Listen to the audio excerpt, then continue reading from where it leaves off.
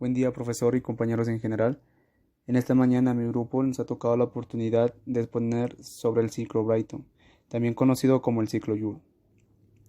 Integrantes del grupo somos estudiantes de Ingeniería Eléctrica: Bobby Flores Ricardo, Sinche Carrasco Yair, Martín Taipen Johan, Guainata Romaní Joseph y Nación Aldair. Bueno, usos.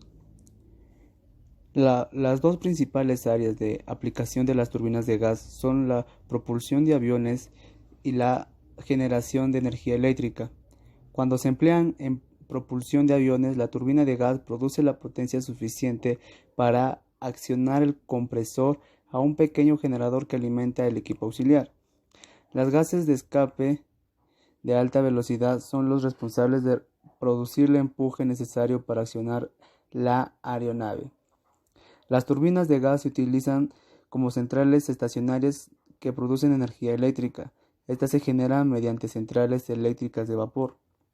Las centrales eléctricas de turbina de gas son empleadas por la industria de generación eléctrica de emergencia y durante periodos picos gracias a su bajo costo y rápido tiempo de respuesta. Otro uso que tenemos para el ciclo Brighton es en las flotas navales del mundo occidental. Ya utilizan motores de turbina de gas para la propulsión y para la generación de energía eléctrica. Comparados con la turbina de vapor y los sistemas de propulsión, diésel, la turbina de gas ofrece mayor potencia para un tamaño y peso determinado, la alta confiabilidad, larga vida y operaciones más convenientes. Y también ahora el último uso que se le va a dar o que está en estudio es para un Volvo ESC, un híbrido electroturbina de gas. Bueno, en función. Primero, el aire entra por la admisión de la turbina. Después el compresor aumenta la presión del aire antes de que entre a la cámara de combustión. Para seguir, este aire comprimido se mezcla con el combustible y se enciende creando un gas caliente en expansión. Y concluyendo, finalmente este gas expansivo impulsa la turbina de potencia y genera energía mecánica.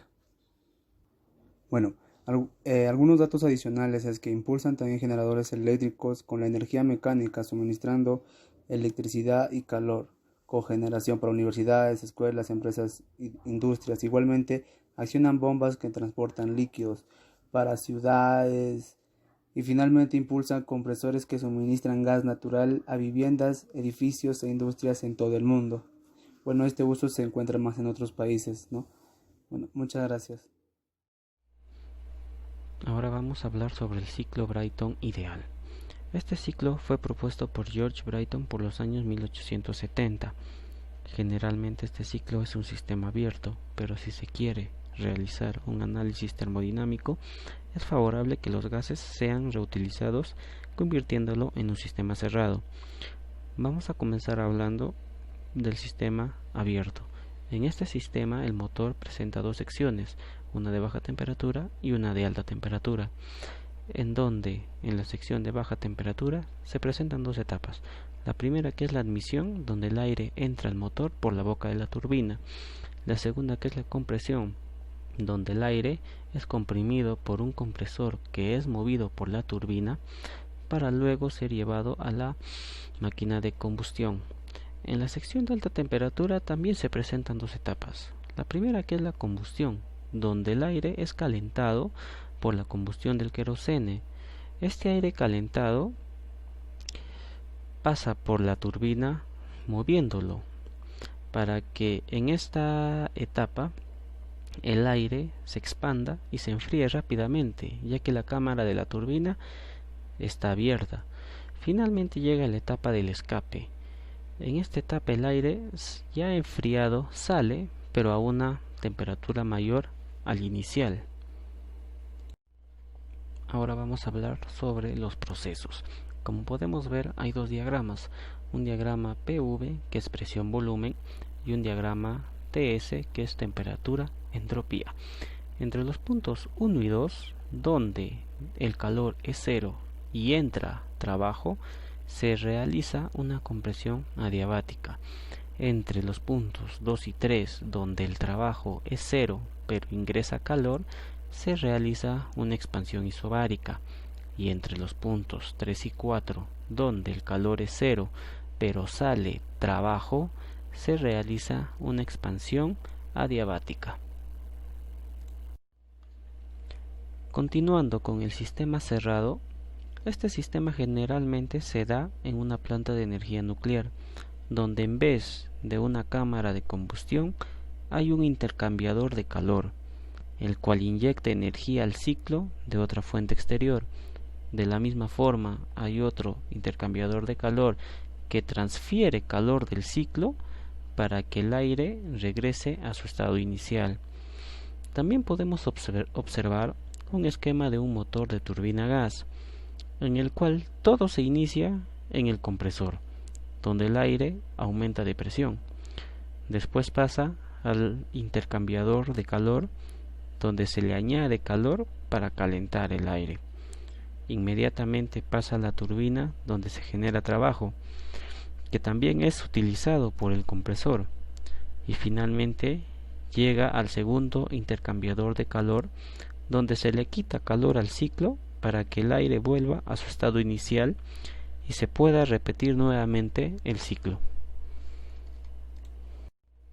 Ahora en sus procesos podemos ver dos diagramas, un diagrama PV que es presión-volumen y un diagrama TS que es temperatura-entropía.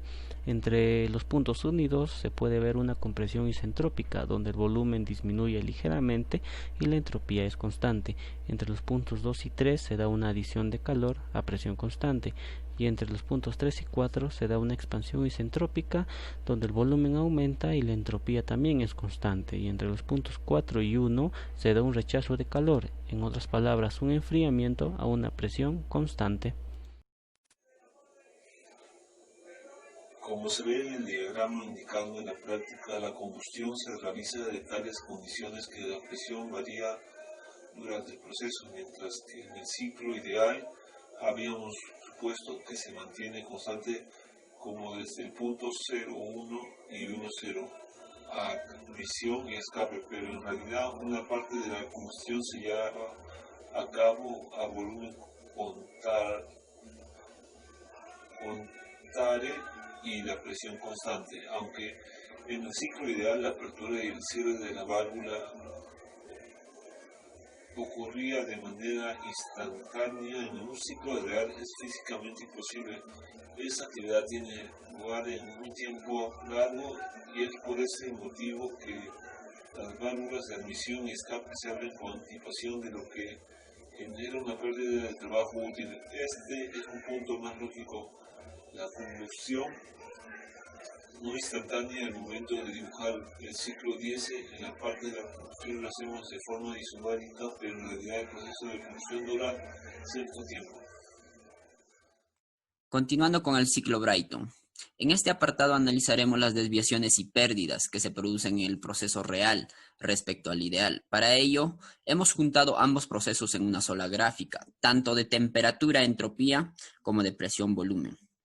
Para ser más específico, analizaremos el gráfico de temperatura-entropía, donde la línea verde, esta línea de color verde, es el proceso ideal, y esta línea de color rojo, que está entrecortadas, es el proceso real. Vemos primero el comportamiento ideal. En el comportamiento ideal de color verde tenemos 4 procesos. De 1 a 2, compresión adiabática, donde actúa el compresor. Y de 3 a 4 tenemos una expansión adiabática, donde actúa la turbina.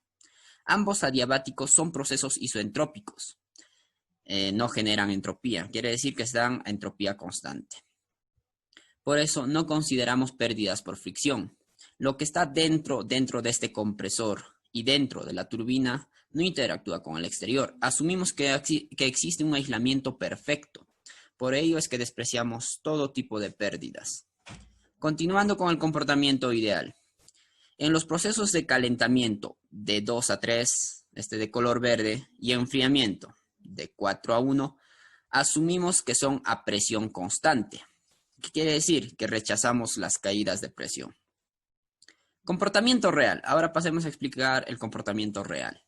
En los procesos 1, 2 de color rojo, y 3, 4 también de color rojo, ya no son isoentrópicos como en el ideal. Se ha generado entropía y ahora son procesos irreversibles. La eficiencia real siempre va a ser menor a la eficiencia ideal por la irreversibilidad de los dispositivos. Quiere decir que existe pérdidas de energía, ya sea por disipación de calor en nuestros dispositivos, tanto en el compresor, en este compresor y en la turbina. Y esto es así.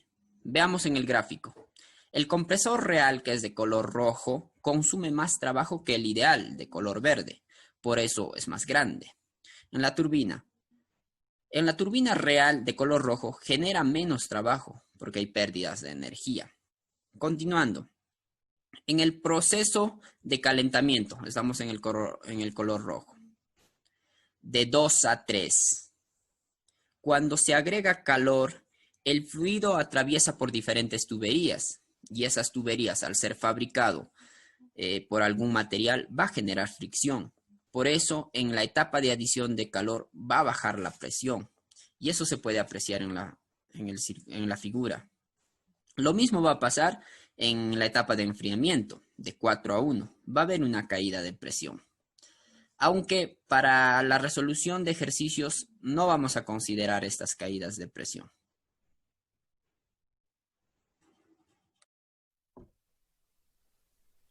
Ajustes del ciclo Brayton para una mayor eficiencia. Tenemos 3 ajustes que ayudan a aumentar la eficiencia, de los cuales 2 de ellos consisten en introducir compresores en el proceso 1 y 2 y turbinas en el proceso 3-4, con el objetivo de aumentar el área que se genera en los procesos. Y como bien se sabe, el área que se encuentra entre los procesos es el trabajo realizado. Entonces, si aumentamos el área, aumentamos el trabajo. Por ende, en la fórmula de eficiencia, si aumentamos el trabajo, aumenta la eficiencia.